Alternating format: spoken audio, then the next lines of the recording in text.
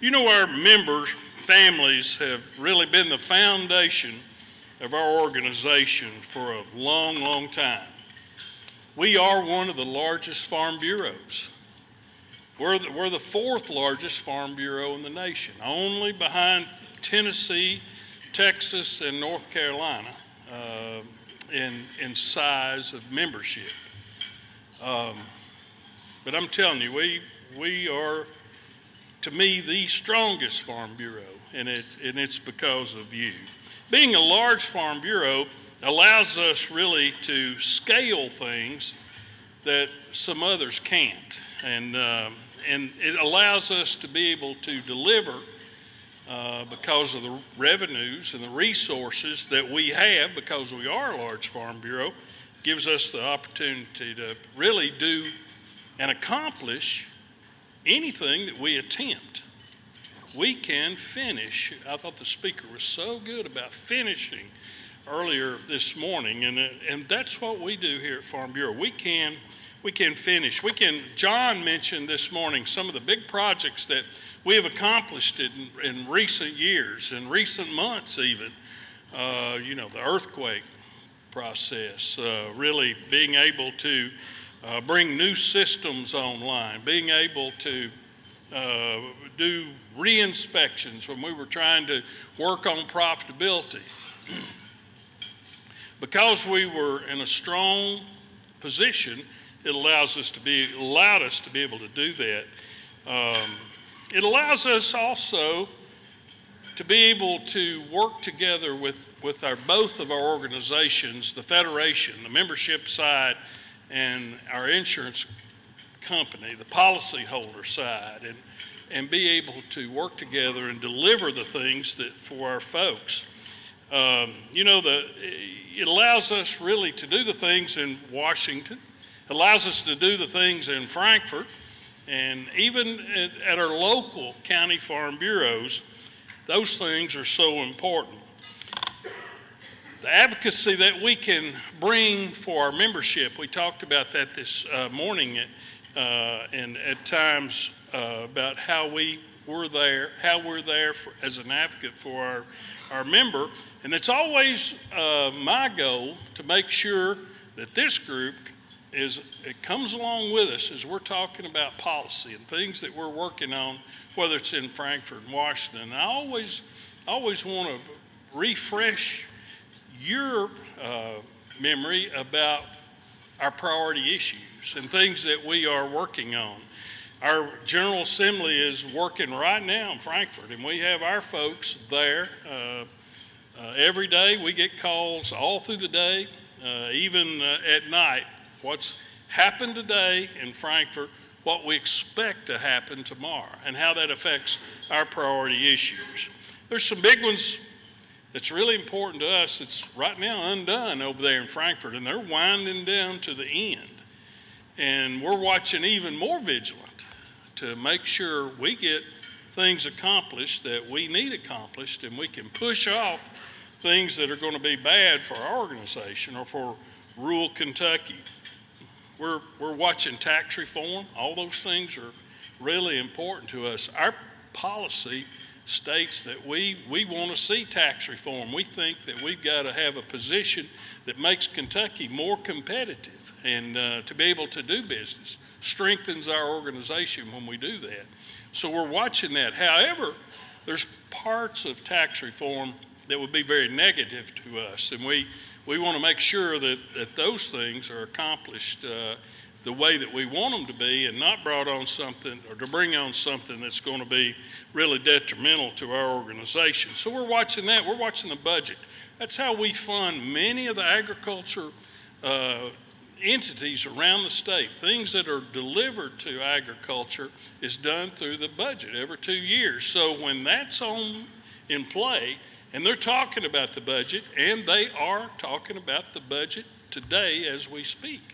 House has already done it. The Senate is taking that issue up today. So Jeff Harper and others are over there watching that very close, and we're staying in constant contact. The pension reform, all that is so important to rural Kentucky and to not only our families, but also our communities and employees, and really the stability of the state of Kentucky and our educational system. So those are important. We watch that closely.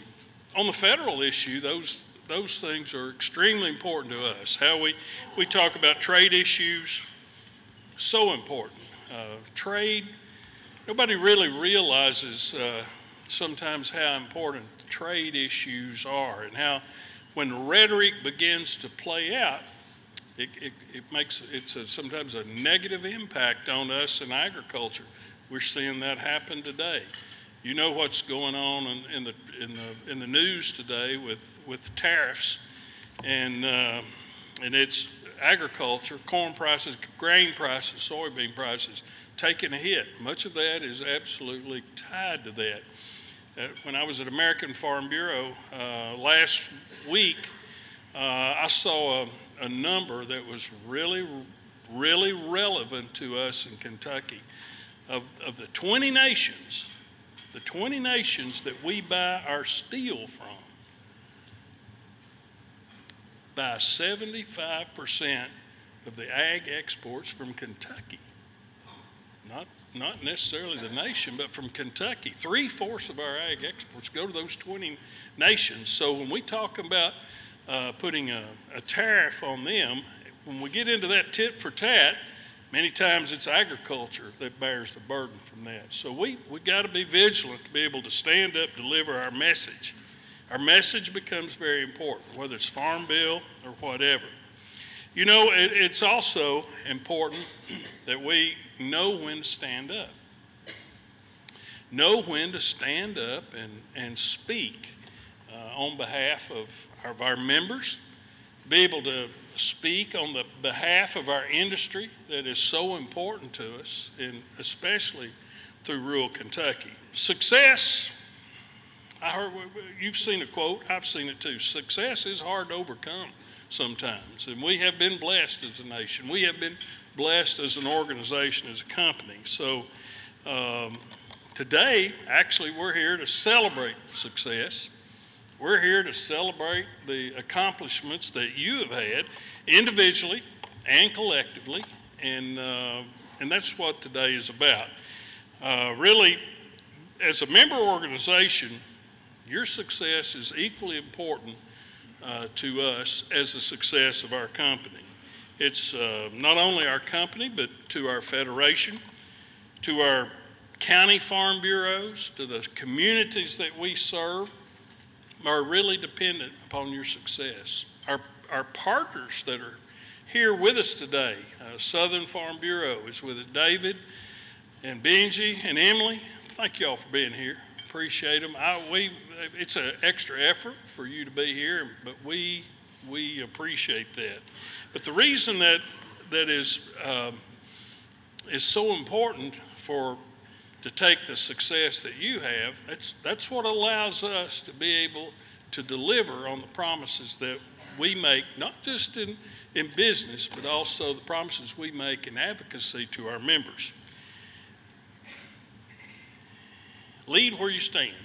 We were talking today, isn't this attractive billing and a stage right there? I think it is very, and where we came in out there, all the lead where you stand, congratulations, Chuck, Ken, and all your team for putting all that together, because I think this is one of the best slogans we've had in a while. It clearly defines each of us, really, individually, and then it defines, how we can work together and how the effects that we can have on so many lives in so many ways. It allows us to be able to take your success and the success that you make this company out of, whether it's financially, the strength that we have in our service to our members, it allows us to really do what we're supposed to do. And here's what we do. When I'm talking about we, I'm talking about the management, the leadership, the community service that we have, the organization as a whole. What it allows us to do is that we hang our hat on that community service. That's what we do. Whether it's in a community is where we serve, whether it's urban or rural. We all live in a community. No matter where it is a community right there. And our mission is to be a voice for agriculture, but also to be a voice for those communities. And really to make Kentucky a great place to be, to live, a great place to do business, and that is so important. It allows us to be able to then talk about trade issues and tax issues and government regulations. And we're able to, those are important things to our members, and it allows us to be able to work on those. The ability to be able to have a successful company through a royalty arrangement with the Federation. We can take finances and be able to put them on the ground and be able to put it to work, to be able to be that advocate that we say that we want to be. We want to be the voice of agriculture. We want to be the voice of the community. You help us do that. That is how we're able to do that. We put this strong company together, and then we go to work. We allow us all to work. So that's what we do. We become, through our policy system, through our making our resolutions and all those things that for our company, that's what we do. And here's what you do. You protect their assets. You protect their lives. You protect their liabilities. Those are important things to our members out there. Extremely important. You protect their communities. By doing that, you give our members and you give our communities their voice. You give them a platform to be able to speak for their livelihood. John made it a statement this morning. There's no other company that can do that. There's no other than the farm bureaus that have the same business model that we have. No one else in our competitive world is able to do that. They don't have that core membership foundation to go back to. Oh, they have policyholders, yes, and a lot of them. But it's a top-down driven mechanism where we're grassroots. We can't get any more grassroots than Farm Bureau. I'm proud of the fact of that. You contribute every day to what our members and our policies want to be able to have the freedom to go out and say, because you've got their back. You've got their back. You've got them covered. They don't have to worry about their families and their assets and their farms and all those things, because you got them covered. And really, that's the good thing that we do.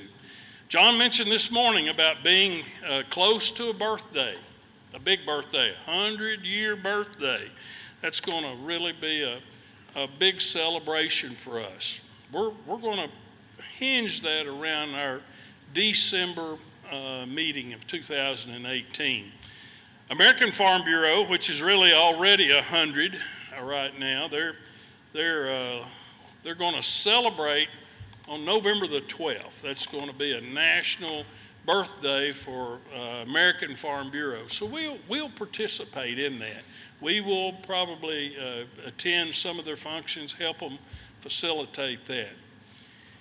Starting in as we get closer into our December annual meeting, you'll see more and more from our organization about our birthday and our centennial. And the committee's working hard, making plans to do that, really planning some cool things. And you're going to be very proud of that. But what I want to ask you to do, I want you to join hands with your county farm bureau, help lead them into the celebration of this monumental event. Centennial event is so special.